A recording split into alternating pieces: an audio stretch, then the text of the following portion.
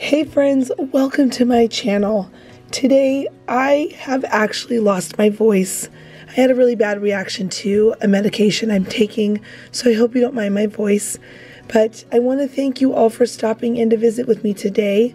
I've got 5 really adorable crafts to share with you that are going to look beautiful for this Christmas season. For this craft, we're going to be using some nautical rope, some that's already been untwisted and some that's twisted, some greenery, some ticking stripe fabric, white burlap, which is actually my favorite to work with around the Christmas season, 2 gold jingle bells, and then one of these frosted berry picks. All of these things have come from the Dollar Tree except for the fabric. Now I'm going to take my white burlap and I'm going to layer it about 6 times so that when I do this little hand cutout, you can see here that I'm just tracing around my hand with a Sharpie marker to create a mitten pattern. And I want to be able to create 6 of them at the same time. So I'm just going to cut the fabric, and I'm making it where, the edges don't have to be perfect because we wanted to have that rustic country charm. So we're just cutting off any extra that's bulky and causing any issues to cut it. And then once I've got those all cut out, I'm going to need 6 of them because I like to take 3 for one side and 3 for the other mitten, the other side. And the reason why I do this is because burlap itself has a little bit of a hole to it. It's woven really loosely, and so sometimes the batting pops through. So I make sure that I'm putting the batting towards the back side of those 2 gloves, so the front side has 2 gloves to kind of prevent the batting from wanting to poke through. Now I'm just gluing it together and massaging the burlap to make sure that it's nice and glued so that it's not coming apart on the sides. And once I've got that done, I glued the 2 gloves together. You can see that I've kind of brought one down a little bit lower than the other one, and then I added in some greenery, and now I'm adding on with that untwisted nautical rope left over from another project. I'm just tying that around to cinch up the wristband of the glove. Now, you could leave it like this, but I really love the idea of fraying it, just making it look more rustic country charm for Christmas. And then I'm just going to glue them down in place because I like things to stay where I put them. Now, I'm going to go ahead and take my nautical rope that's still twisted, and I'm going to glue that inside of the 2 gloves. And the reason why I love that is because we'll be able to hang it up somewhere on a hook, or a doorknob, or a door, whatever you want to put it on. And now I'm just going to add in some of these berries. I think the berries, bringing in that pop of red with green, just has that traditional, beautiful Christmas look to it. So once I've got that in place, I'm going to add on those 2 gold jingle bells, and I'm just using hot glue. I like to make sure that when I do glue with metal, there is some kind of an opening on the metal to be able to get the glue in to lock all into place. So the part where you can add some string, I'm putting glue into that hole and then putting the bells on the glove. Now at this point you can leave it as is, but again I'm going for that country, rustic, primitive charm. I'm going to go ahead and just distress these with some brown paint. I'm just lightly brushing it on, going back over, adding on several different layers, and then for the bells, to give it a rustic look, I'm just simply taking some of that brown paint and tapping it on certain spots and corners and adding some to that greenery pick. Now the last thing I'm going to do is add some frost. I'm taking Mod Podge and I'm just tapping a nice thick clumpiness of it onto the gloves on the spots that frost or snow would fall on them. And I'm adding first a chunkier glitter, and then I'm adding a sugar glitter. This really just makes it look so beautiful and frosty.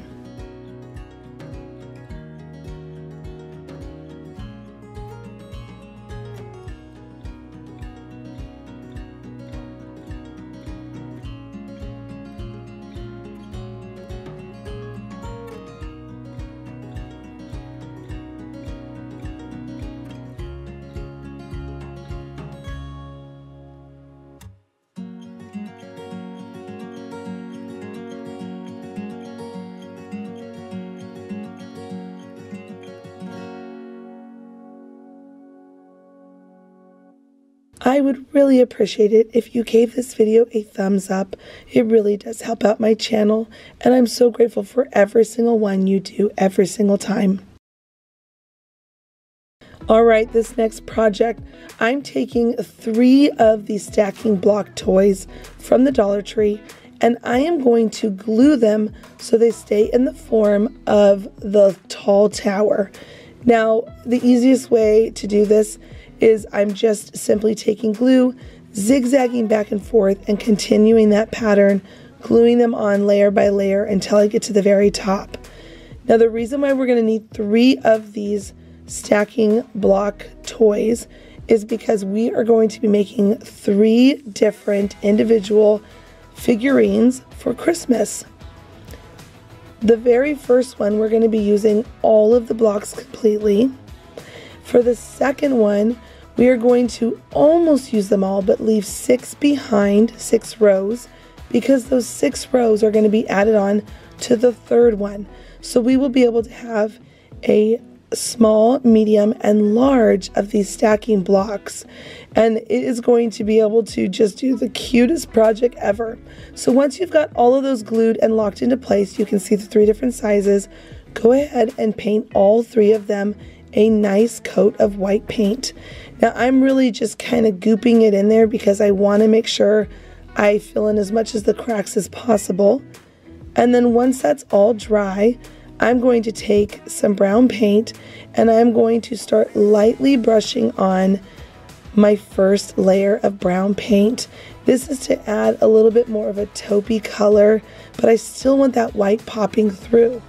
Then we're going to come in with the next layer of brown paint, and I'm getting a little bit heavier with my brush strokes, but you can see that I'm staying on the bottom rounded corners of this stacking tower, and then only on the corners of it. And this is because I want to keep the white in the middle really showing through. Then I'm coming back in for my third layer of brown paint, and I'm really at this point starting to cake on quite a bit more, and I'm even bringing in my finger to dabble on some more. Now at this point I set it aside, it's dry, I use my dry heat gun to dry it really quickly, and I'm going to take this round wood piece and I'm going to paint it red. This particular stacking tower is going to be our Rudolph.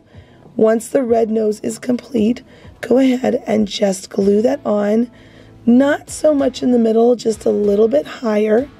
And then I went outside, I found a couple of twigs that I thought looked really great like antlers, and I'm just going to glue those into place.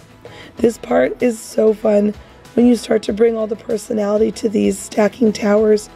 They just become so adorable. Now I've got these little wood round half bumps, and I just picked those up from Hobby Lobby, and I'm going to just simply paint 2 of them black. This is going to become the eyes for our Rudolph. Once the eyes have been painted black and they're dry, go ahead and glue them into place. Be careful not to put too much glue. It will push out on the sides, which is what I had happen here. And then I'm going to just take the back of my brush and add on 2 little white dots for its eyes. And then I'm going to create like a frosty look at the top of Rudolph's nose. So I'm going to add on a couple little dots in different sizes. And then this kind of shiny, it's a dot and I'm dragging it a little bit. It adds a little bit of a shiny glare, so it looks like the nose is rounded more. Once that's all drying and done, I'm going to move on to the top of Rudolph's head, and I'm going to add on some of this brown mossy grass that I get from the Dollar Tree. It is extremely messy, but I love this stuff for Christmas decorating, and I just think it's so cute. Alright, now we're going to put Rudolph to the side, and we are going to move on to Frosty the Snowman. Again, I apologize, my voice is so hoarse in this video. I wish it was not, but I've taken about a week trying to get it to heal, and it is just taking a lot longer than I had thought, and I just decided I'm going to get back to filming because, friends, crafting is so therapeutic for me. So here's hoping that this video and doing these projects just helps my voice clear up a little bit more. Who knows? Anyway, I'm just going to take some cute fabric.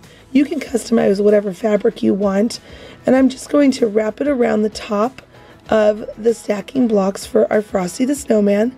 I'm going to use some red yarn, wrap it around, tie a knot, cut those extra long strands off I don't want, and then the very top of his little beanie cap, I'm going to just take my scissors and cut and fray it some. I want it to look really floofy. Floofy, there's a word for you that I like to use actually quite a bit. Anyway, so I'm just going to cut in some little snips on the top of that. And once that is all in place, I'm going to go ahead and take 3 more of those half round circles and paint them black, glue them into place for Frosty's coal. And then with my white burlap, I cut a thin strip and I wrapped it around like a scarf. And now remember, burlap really does let that hot glue pop right through. So sometimes you might want to use a finger protecting guard from hot glue or a popsicle stick to push it down into place so you don't burn your hand. Now I'm going to take my thin brush and I'm going to paint on kind of a goofy smile. You can see that there's this little piece of burlap that is kind of rubbing funny into the spot, and I was trying really hard to not have it drag, and I was trying to like remove it, and then there's this one point where I try to cut it and it's still there. So then eventually I go back to try to paint it again and it's still there. At this point I find it and I pop it out and it's gone. So just know that I have my moments where things kind of go wrong with my DIYs too, and I stay patient and calm until I get it to work. Then I'm going to give him some eyes, and at this point we need to give him a nose. I went and got one of these long skewer sticks, and I'm going to just simply cut down a piece that I think is the right length for his nose. And then once that's trimmed, I'm just going to glue it into the spot that I want it to be. And I do go back later to paint it orange, but I did forget to add that part in. So just know that I did do a burnt orange color for the carrot nose. Now at this point, Frosty needs some arms, and I happen to have a large pile of really cute sticks outside my craft door because I work down in my basement and it's right next to my gardening area. So I went on out there, I found some cute twigs for his arms, and I glued them into place. Now at this point, I added a couple little berries and some moss at the top of his head, and it just looks so cute. Now again, I'm going to put that one to the side because now we're moving on to the third one. The third one is going to be Santa. Now if you don't have beige, a creamy color on hand, all you got to do is just take white, a little bit of brown, and a little bit of orange, and it will make beige. So at this point, I'm going to do another one of those round circles. This is going to be Santa's face, and I'm going to glue it into place. And you can see that I'm almost towards the top of that stacking block because Santa's going to be nice and tall. This is the tallest of the 3. Rudolph is the shortest. Frosty's the second, the middle, and Santa's the tallest. Now at this point, I'm just painting on some red stripes. You do not have to make this look perfect. Those red stripes, you want them to be where you can see the white down the middle, but you can tell that I kept it rough because I wanted to kind of go with this rustic charm of this video and this particular project. So you can see that my red line is not perfect, and that's okay. Now I'm going to take some ticking stripe fabric. I'm going to glue that onto place that I want it to be. And then I'm going to just take it and wrap it around.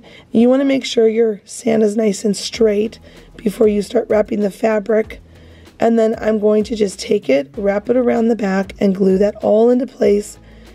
And then what we're going to do, this next part, it's not really tricky, but I'm going to try to show you as clearly as I can just so that you can see what I did. So I'm going to glue this last part into place. And then the fabric at the top, we're not going to cut it. We want it to be a little bit long. I'm going to take it, I'm going to pinch it, and I'm going to twist it and pull it down to the side. This is going to create that part of Santa's hat that's hanging over to the side of his head. And then in a few minutes, we're going to add on the little fuzzy pom-pom ball at the end.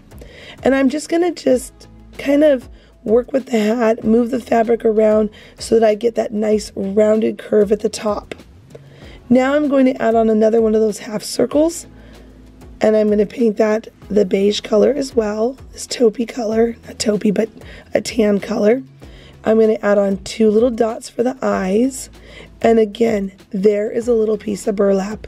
You can see it right there. When I pull it, oh, it made Santa look angry. I kind of laughed at this point, and then I just took my tan color and I went back in and tapped it. So again, things happen here on my channel that don't always work out perfectly, and I just stay calm and patient until I get it to resolve the problem.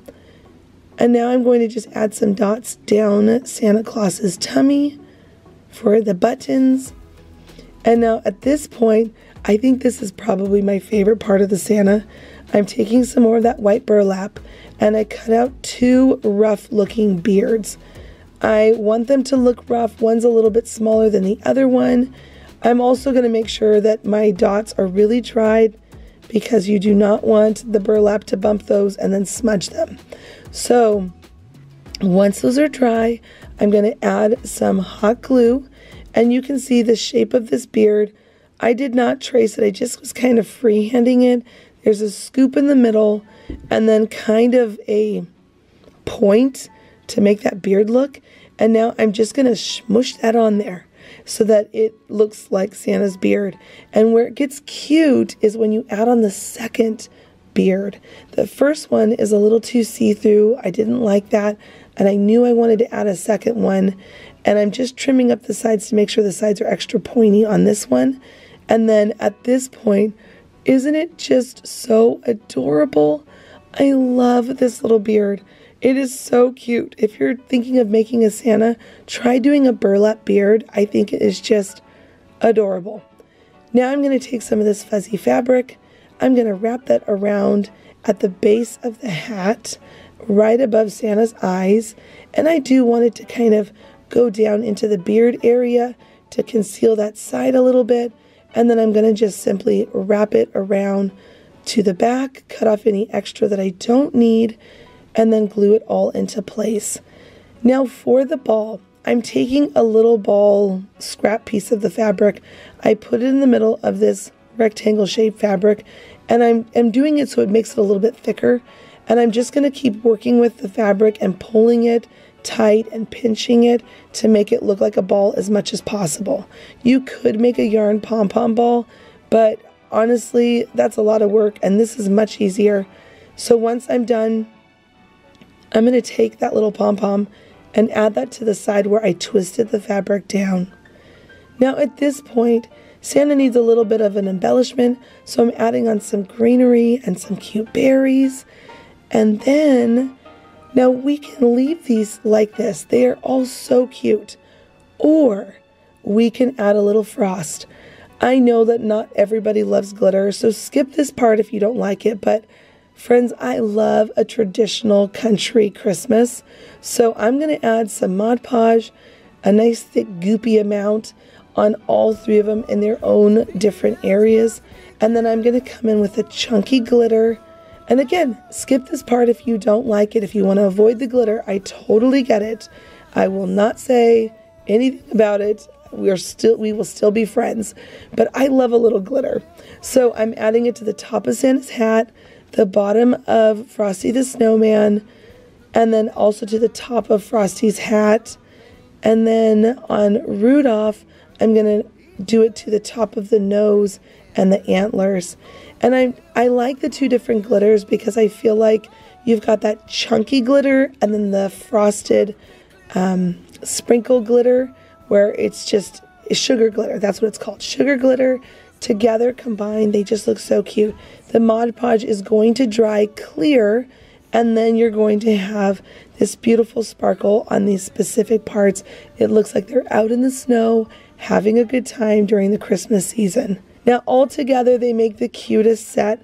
You can do them individually, but I just loved all 3 of them together. So once I've got my last of my glitter on, everybody is frosted.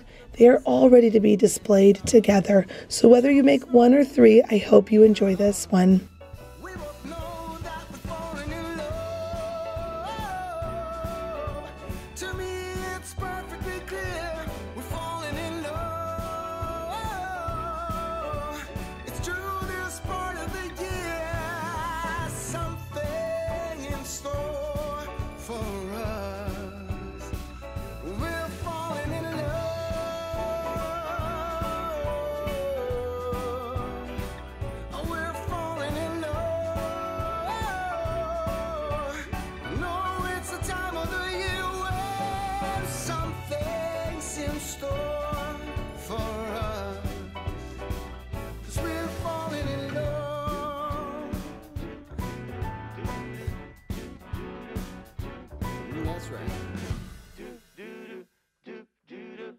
This last project is so fast. We are going to take one of these placemats, we're going to pop off the tag, and then we're going to pick a fabric of our liking. Since I am using ticking stripe red and white this season, I thought this would be a really cute backside to this little pillow we're going to make. Now, if you are a fan of sewing and you know how to sew, I would highly recommend doing that first. But if you're not, you can always hot glue it on. If you are going to sew, I would recommend undoing the stitch on the placemat to give you a little bit more working room to be able to flip the fabric inside out. Now, what we're going to do is we're going to just simply glue on this backside. It holds really well, and the trick to that is you want to take the glue and you want to massage it into the fabrics. That is going to lock them in so it doesn't come apart on you. So once you've got it all pushed and locked into place, you're going to go around all 3 sides but leave the top open so that you can stuff it with some batting. Now, I happen to buy my batting at the end of every Christmas season. I pick up the snow fluff that they use for those home displays. I get it so cheap and it lasts me all year long. Then in the end, you're just going to seal up that edge, cut off any extra fabric that's hanging over to clean up your line, and you are all done. And you have the most beautiful pillow that only cost about $1.50.